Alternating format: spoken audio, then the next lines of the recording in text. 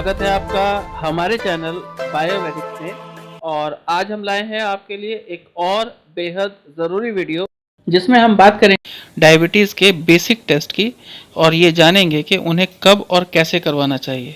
और दोस्तों आज हम डायबिटीज़ से जुड़े कुछ इंटरेस्टिंग सवालों के बारे में भी बात करेंगे। तो दोस्तों आज दी जाने वाली जानकारी अगर आपको पसंद आती है तो प्लीज़ हमें लाइक, शेयर और सब्सक्राइब जरूर कीजिएगा। तो आइए शुरू करते हैं वीडियो। और सबसे पहले मैं आपको बताऊं कि फास्टिंग और पीपी में कौन सा ज़्यादा ज़रूरी टेस्ट है, या ज़्यादा पानी पीने से शुगर लेवल कम हो जाता है क्या, या फास्टिंग टेस्ट कराने से पहले 8 की बजाय 12 घंटे अगर हम कुछ ना खाएं तो क्या होगा, डायबिटीज़ टेस्ट का रिजल्ट किन किन बातों पर डिपेंड करता है, फास्टिंग शुगर टेस्ट कराने से पहले पानी पी सकते हैं या नहीं पी सकते, और पीपी शुगर टेस्ट कराने से पहले सामान्य तौर पर क्या क्या खाना चाहिए। तो ये बहुत इंटरेस्टिंग क्वेश्चंस हैं जिनके बारे में हर कोई जानना चाहता है आज। तो आइए दोस्तों पहला क्वेश्चन लेते हैं कि फास्टिंग और पीपी में ज़्यादा ज़रूरी टेस्ट कौन सा है। तो मैं बताऊं आपको, अमेरिकन डायबिटीज़ एसोसिएशन के अनुसार पीपी टेस्ट की तुलना में फास्टिंग शुगर को ज़्यादा महत्वपूर्ण माना गया है, और ये माना गया है कि फास्टिंग शुगर टेस्ट जो है वो कहीं ना कहीं डायबिटीज़ मैनेजमेंट के बारे में जानकारी देता है। तो दोस्तों करते हैं अगले सवाल की बात कि क्या ज़्यादा पानी पीने से शुगर लेवल कम होता है क्या।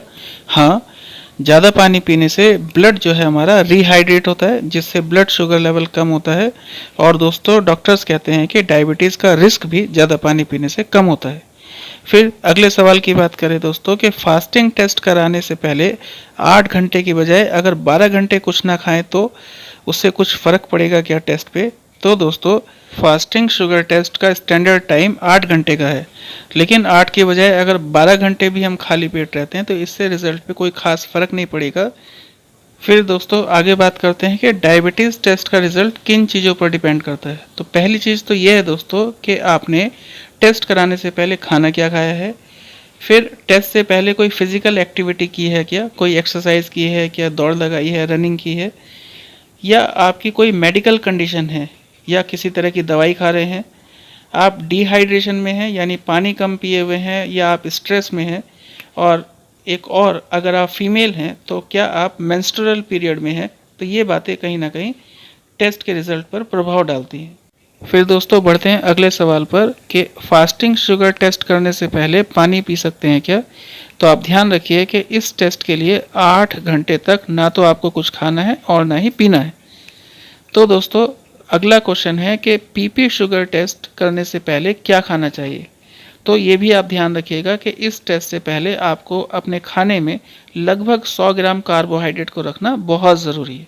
तो दोस्तों ये कुछ सामान्य सवाल थे जिनके जवाब मैंने आपको दिए हैं, और ये हम सभी लोगों के मन में होते ही हैं। फिर जान लेते हैं कि ये टेस्ट किसे कराना चाहिए, किन लक्षणों के आधार पर कराना चाहिए।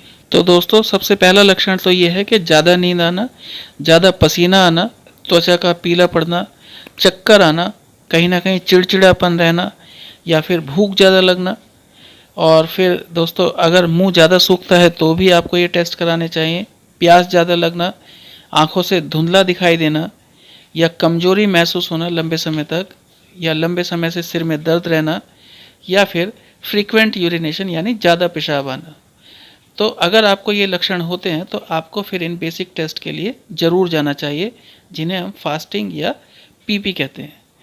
तो दोस्तों टेस्ट कराने के दौरान आपको कुछ बातों का ध्यान रखना है। जैसे फास्टिंग और रैंडम टेस्ट जब आप कराएंगे तो आपको ये ध्यान रखना है कि अगर आपकी डायबिटीज़ नॉर्मल आती है तो ठीक है, लेकिन अगर आपकी डायबिटीज़ बढ़ी हुई आती है तो आपको ये टेस्ट लगातार 3 दिन कराने हैं। 3 दिन के रेगुलर टेस्ट जो हैं आपकी एक्यूरेट शुगर की जानकारी देंगे, क्योंकि शुगर जो है वो दिन में घटती और बढ़ती रहती है।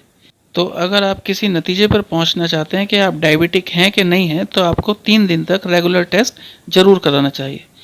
तो आगे जान लेते हैं कि जो रेंज है रिजल्ट की वो क्या होती है, यानी डायबिटीज़ की नॉर्मल वैल्यू क्या है, प्री डायबिटिक वैल्यू क्या है, और दोस्तों डायबिटिक वैल्यू क्या है। तो सबसे पहले जान लेते हैं फास्टिंग शुगर के बारे में। तो फास्टिंग शुगर टेस्ट में नॉर्मल वैल्यू जो है वो 80 to 99 mg/dl है, जबकि प्री डायबिटिक वैल्यू जो है दोस्तों वो 100 से 125 होती है, और डायबिटिक वैल्यू 26 या उससे ज़्यादा अगर कोई भी रीडिंग आ रही है तो ये कहा जाता है कि आप डायबिटीज़ का शिकार हो चुके हैं और आपको अपनी डाइट पर बहुत कंट्रोल रखना पड़ेगा, आपको डॉक्टर से संपर्क करना पड़ेगा। फिर रैंडम शुगर टेस्ट की रीडिंग की बात करें दोस्तों, तो इसकी नॉर्मल वैल्यू जो है वो 100 से 140 mg/dl है, जबकि प्री डायबिटिक वैल्यू 141 से 199 है और डायबिटिक वैल्यू 200 से ज़्यादा है। तो रैंडम शुगर टेस्ट पहले ही मैंने आपको बताया कि खाना खाने के 2 घंटे बाद आपको कराना चाहिए। तो आज के लिए इतना ही दोस्तों, और अगर ये वीडियो पसंद आया हो तो प्लीज़ हमें लाइक और शेयर ज़रूर कीजिएगा, और अगर आप हमारे चैनल पर नए हैं तो प्लीज़ हमें सब्सक्राइब भी कीजिएगा। हमारा नाम है बायोवैदिक।